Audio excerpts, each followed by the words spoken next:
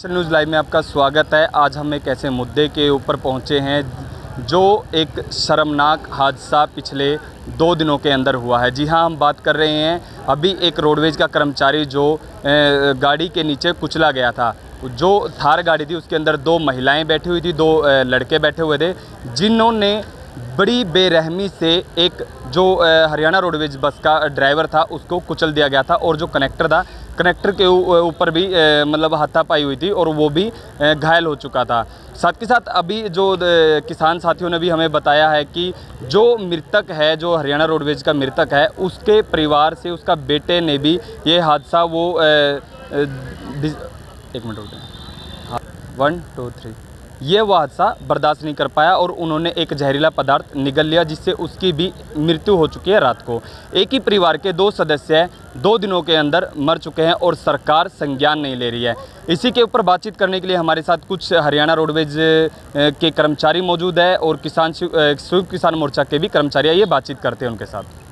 इस कर्मचारी की एक दुर्घटना में हत्या हो गई है, तो क्या कहना चाहेंगे इसके बारे में और क्या मांग रहेगी आपकी सरकार से? मैं Pradeep Sharma, Haryana roadways worker union का स्टेट का उप प्रधान। ये शोकाकुल परिवार हमारा संयुक्त कर्मचारी बैठा हुआ है और सभी ने ये फैसला लिया है। जगवीर की हत्या जो हुई है ये दुखद घटना है और ये इस तरीके से अगर समाज में होता रहा तो ये बहुत गलत है।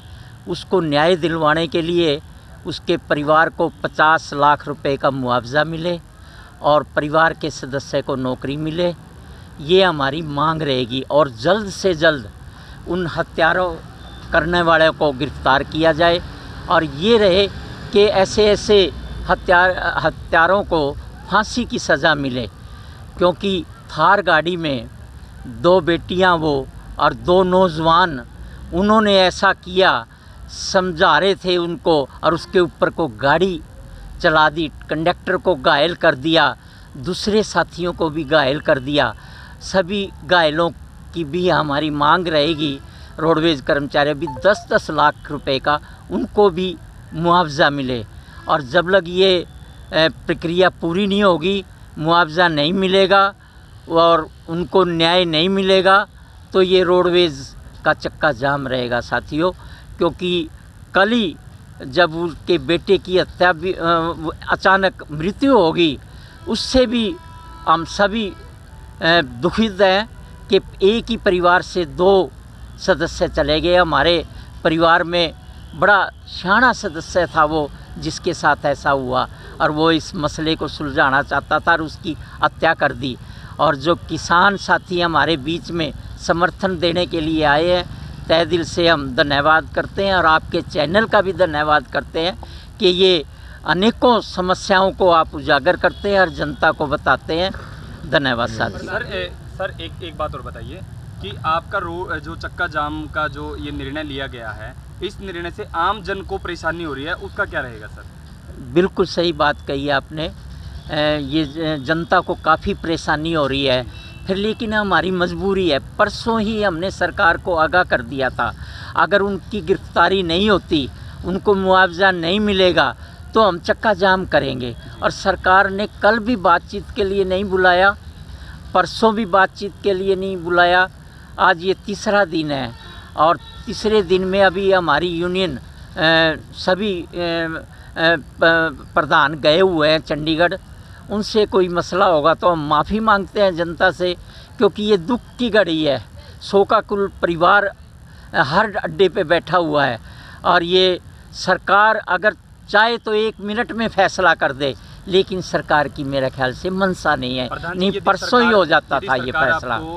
इस मुद्दे पर नहीं बुलाती है तो ये चक्का जाम कब तक रहेगा?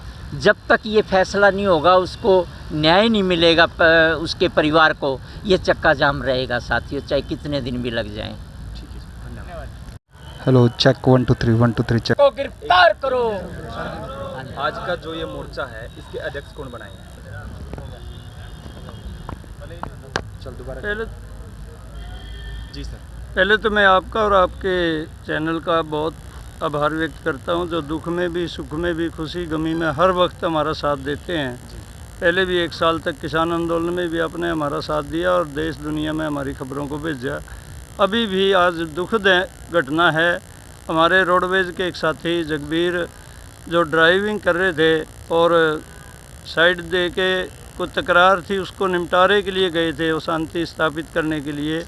बीच में जो बच्चे शोर कर रहे थे, खासकर जो एक थार गाड़ी में बैठे हुए थे नौजवान, उनको समझाने का प्रयास किया, लेकिन वो समझे नहीं और उन्होंने गाड़ी को उल्टा सीधा आगे पीछे करके हमारे साथी की हत्या कर दी।